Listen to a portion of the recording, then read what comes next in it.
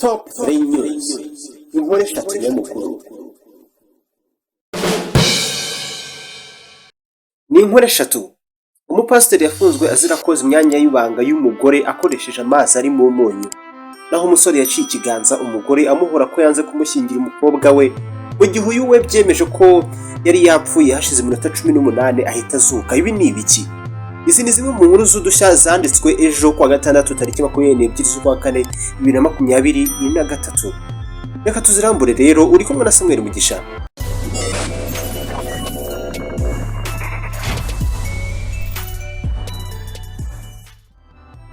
Umupasiteri w'umubeshyi wo muri Ghana Kelvin Abeka yatawe muri yombi azira kwiyitirira intumwa y'umuhanuzi uzwi cyane muri icyo gihugu witwa Emmanuel Aboyake uzwi nka Okiaba. Abeka yamenyekanye nyuma yo guhamagara umugore utwite akamuhatiriza kumwoza mu myanya y'indangagitsina ye akoresheje amazi ari mu munyu. Ndetse uyu mupasiteri yanashinze urusengero rwitwa Divine Fire Ministry ahitwa Fofordua. Rero akaba yaratakarijwe icyizere nyuma y'icyo gikorwa kigayitse yakoze. Ibi byamenyekanye nyuma y'uko umuhanuzi Okiaba washinze kandi akaba n'umuyobozi w'itorero rya Holiness of Christ Zion Ministry ahasi ibibazo uyu Abeka mu biro bye.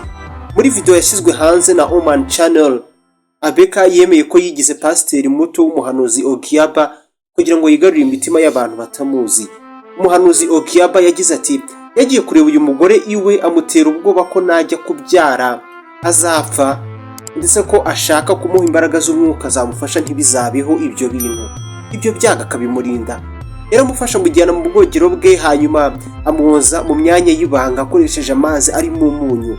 Ngaho rero uyu mugore wari utwite cyane wagizwe ingaruka n'ibikorwa bya Abeka nawe yari muri ibyo biro ubwo uyu yahatwaga ibibazo. Abeka yagerageje gushyigikira ibikorwa bye avuga ko yakoraga ku itegeko ry'Imana, ngo Imana niyo yari yamutumye nubwo hatagaragajwe igihe ibyo byose byabereye.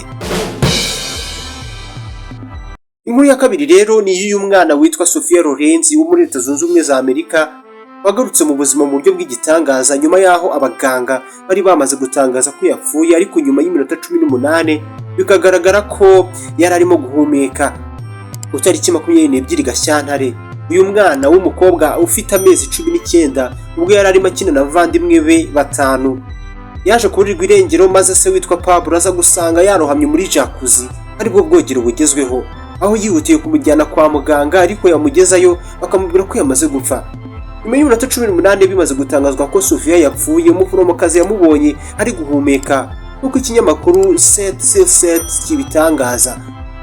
Wa gatatu w'iki cyumweru tariki ya 19 uyu mwana nibwo yasezerewe mu bitaro bya Sacramento biherereye muri leta ya California, ndetse umuryango we ukaba wiringiye ko azakira mu buryo bwuzuye.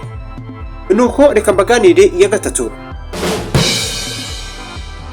Uyu musore ureba kuri ekara yawe ni umusore w'imyaka 26 uzwi ku izina rya Nelson Kamwendo.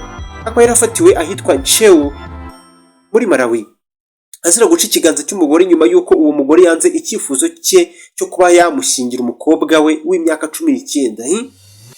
Iko umuvugizi wa polisi ya Nchewu Rebecca Ndiwate avuga ko Kamwendo yakoze iki cyaha ku wa 4 w'iki cyumweru gishize. Ndiwate avuga ko uyu mukobwa wabaye nyirabayazana ari umunyeshuri mu mashuri yisumbuye, ariko Kamwendo yashakaga kumurongora. Nyina w'uyu mukobwa Charity Chairosi yanze icyo cyifuzo cye, avuga ko umwana we agomba kwibanda ku ishuri gusa. Wa kane uyu mukobwa yagiye ku ishuri ahitwa Masasa, gusa Kamwendo ngo ntiyishimiye ko ajyayo badashingiranwe.